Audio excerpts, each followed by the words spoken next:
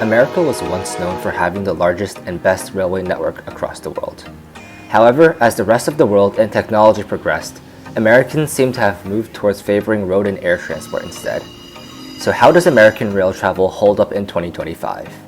Join me as I journey across Pennsylvania and New Jersey aboard Amtrak's semi-long distance Pennsylvanian, as well as Amtrak's brand new flagship, the NextGen Acela. Is rail travel still good, or should you just fly instead? As there is only one Pennsylvanian per day, I had to wake up at 5 a.m. just to get to the station on time for a 7:30 a.m. departure. This trip was also done during the winter, where temperatures were below freezing. When I arrived at the station, it was already packed with passengers waiting to get on board. Pittsburgh's Amtrak station can only be described as a soulless am shack, with few amenities and even fewer departures. Only 3 trains depart, one towards Miami, one towards Chicago, and ours towards New York. Our train today consists of 4 Amfleet II long-distance coaches, which I will be in, 1 cafe car, and 1 Amfleet I business class car. There is also 1 Viewliner 2 baggage car and a P42 DC leading us today. Boarding is not level and seat selection is first come first serve, so I suggest trying to be one of the first to board to get a good seat. The right-hand side offers the best views going eastbound towards New York. The Amfleet II coach seat consists of a folding footrest, as well as a leg rest that can be brought out using this little lever on the side, though this may require some effort to get out.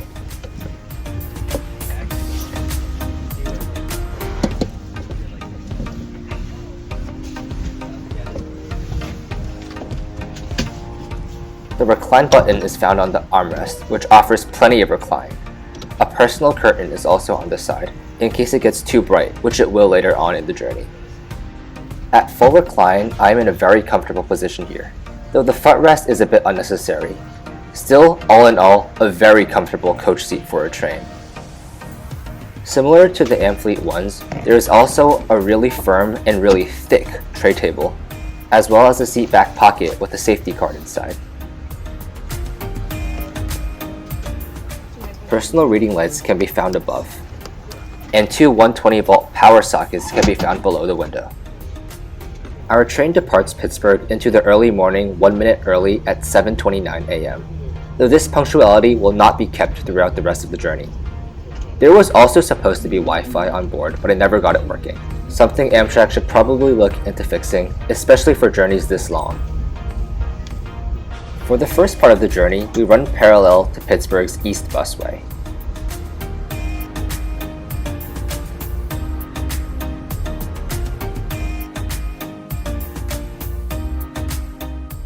In the distance here is Steel Curtain, the roller coaster known for having the most inversions in North America. Well, I may or may not have accidentally spilled my breakfast all over me, so I wasn't really paying attention when I filmed this. I only realized it was vertical afterwards, and it was a bit too late. I assure you that the Acela bathroom review will be in horizontal though. All in all, this was a pretty old and average bathroom for a train, though plenty of space. About an hour into the journey, we experienced our first delay. And only half an hour later, we had our second due to some frozen track switch ahead. I had a 1.5 hour connection at Philly, and I was beginning to worry that we weren't going to make it on time. They did eventually get the issue fixed, and we were moving once again. At this point, we were around an hour delayed, and it said we wouldn't be too late into Philadelphia, though that would not be the case later on. These tracks are owned by the Norfolk Southern Railway, so we saw plenty of their freight trains along this route today.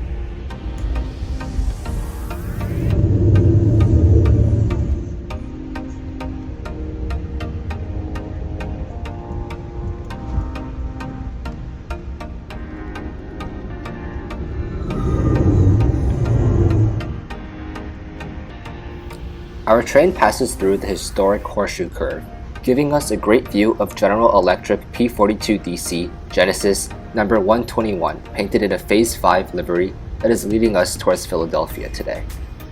The Horseshoe Curve is one of the world's most famous rail curves, as well as one of America's greatest historical feats in railway engineering.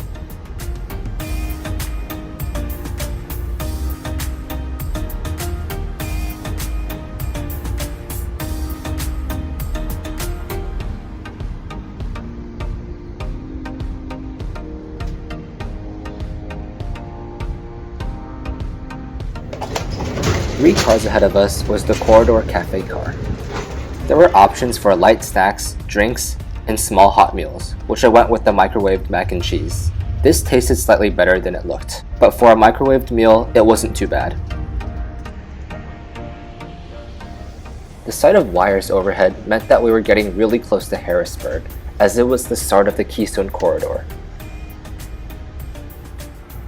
We pull into Harrisburg around 1 hour and 5 minutes late, the station currently under heavy renovation.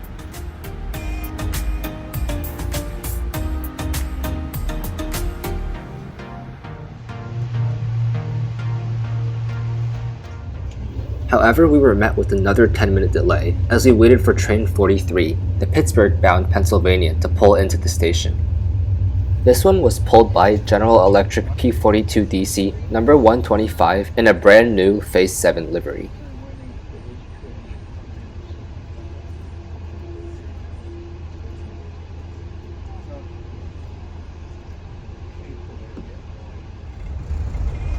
Things began speeding up once we hit the Keystone Corridor, which our train could reach a top speed of 110 miles per hour.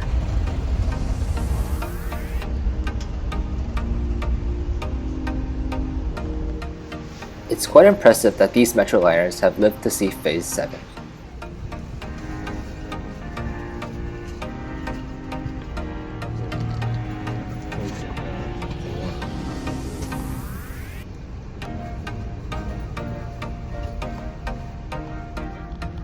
And now 1 hour and 17 minutes late, the Philadelphia skyline finally comes into view. Wonderful evening. Philadelphia 30th Street Station coming up next. Pulling into Philadelphia 30th Street Station, I spot the brand new Siemens Aero for Amtrak Cascades, currently undergoing tests along the Northeast and Keystone corridors. The rest of the NextGen Acela fleet is also parked here.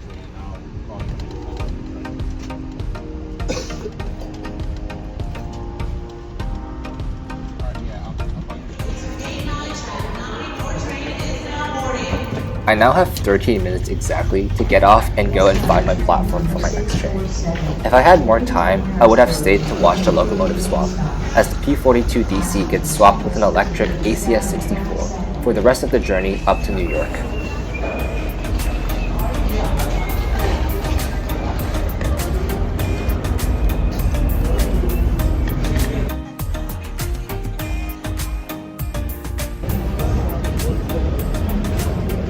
Just like Harrisburg, Philadelphia Station is also undergoing extensive renovation.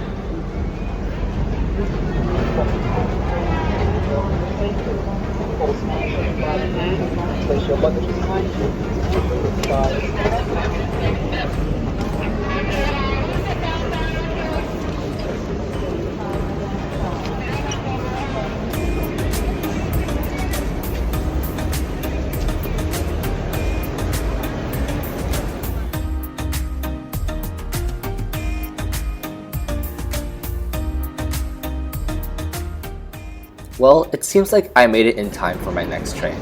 And it also seems like I forgot something this entire video. Cue the intro.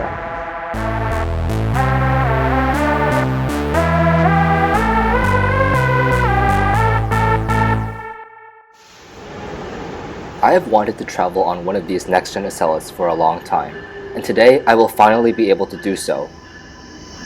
I will be traveling from Philadelphia to Stamford, Connecticut, in the business class quiet car.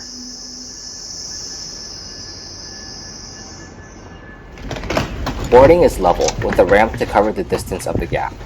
Directions to the cafe car are nicely labeled in each car.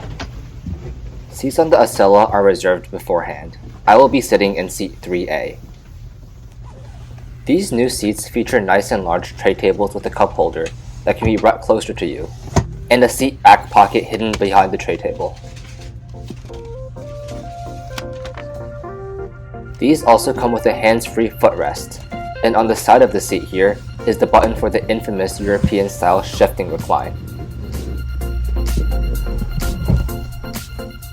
Between the seats are 2 power sockets, and above the windows is a full-length pull-down blind. The reading light can be found built into the headrest, though I have to say I banged my head on this a countless number of times. there are also two obsolete USB-A ports. Here is a better perspective of what the shifting recline does. In full recline with the footrest down, I am in a fairly comfortable position, though I wouldn't say I want to spend more than 5 hours like this. Compared to the old Acelas, there is significantly less room. We pull out of Philadelphia 3 minutes late at 7:34 p.m.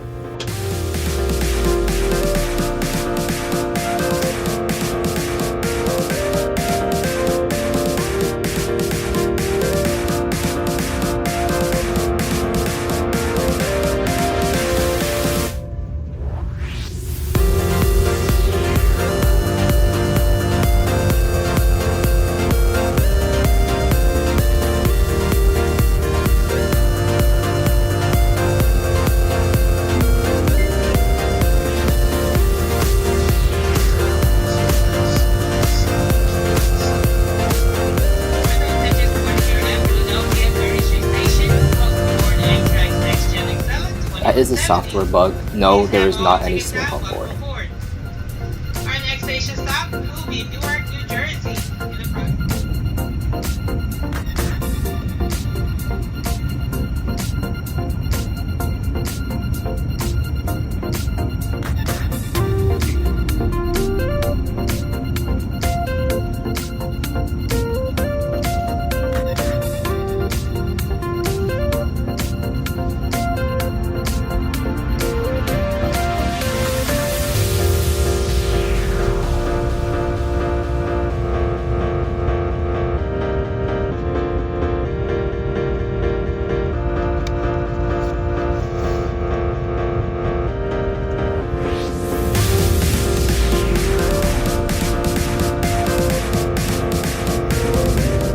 Everything in the bathroom of the new Acela is touch-based.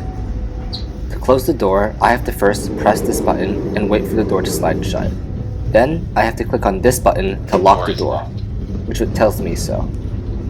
The bathroom itself is pretty nice and clean, though let me say the toilet wasn't as functional as it probably should have been. Despite lacking a window like the old Acelas did, the bathroom and all is very spacious and clean. To unlock and open the door, I just need to press this button down there.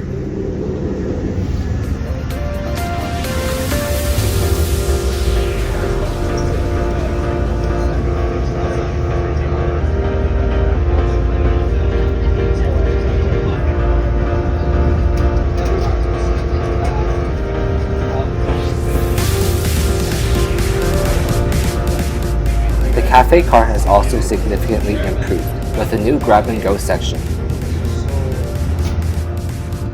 We skip our regular stops of Trenton and Metro Park and head straight to Newark.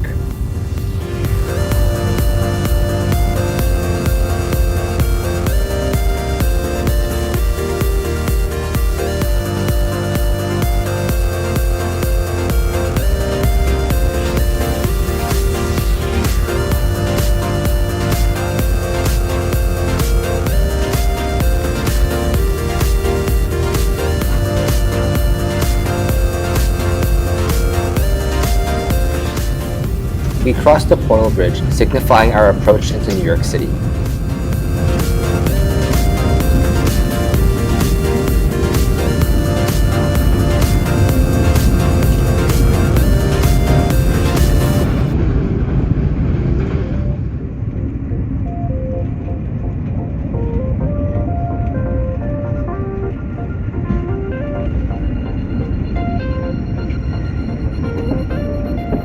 And just like that, we dive below ground on our approach into New York Penn Station.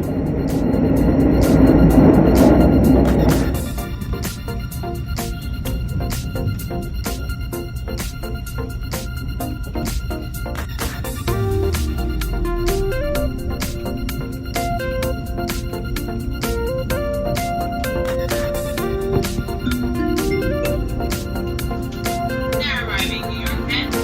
All doors closed on the platform side and please be mindful of the gap between the train and station platform.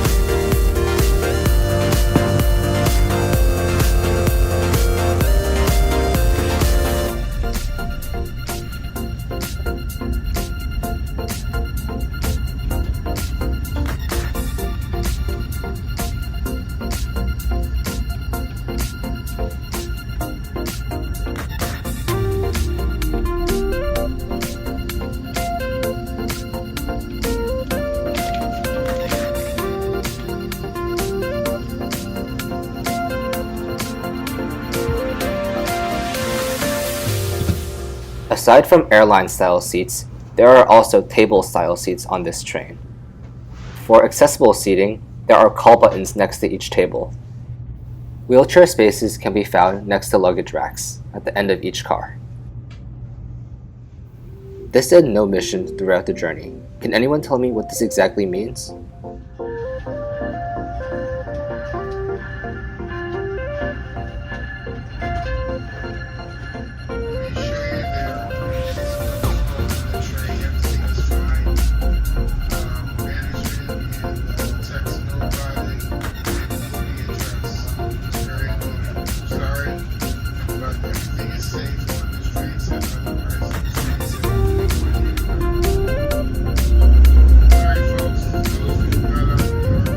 Somehow, despite the delay, the Pennsylvanian still managed to beat us into New York Penn, as you see right here, with ACS 64 number 616 now leading the train.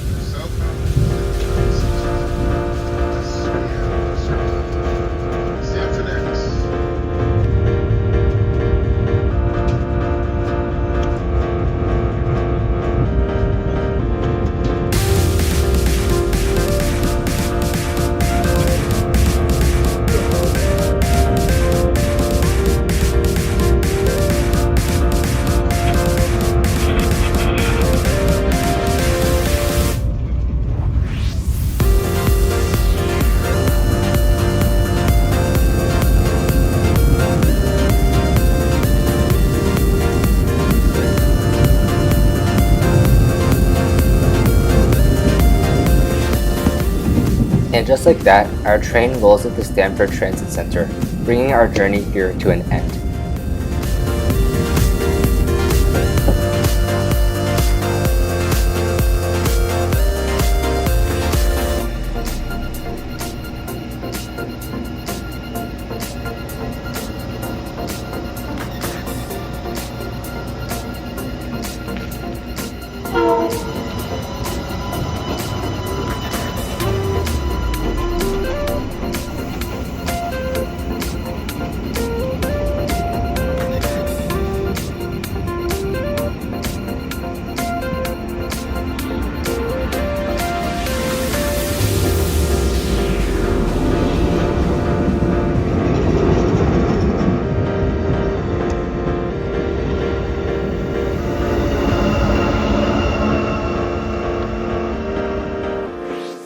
So how was the trip overall?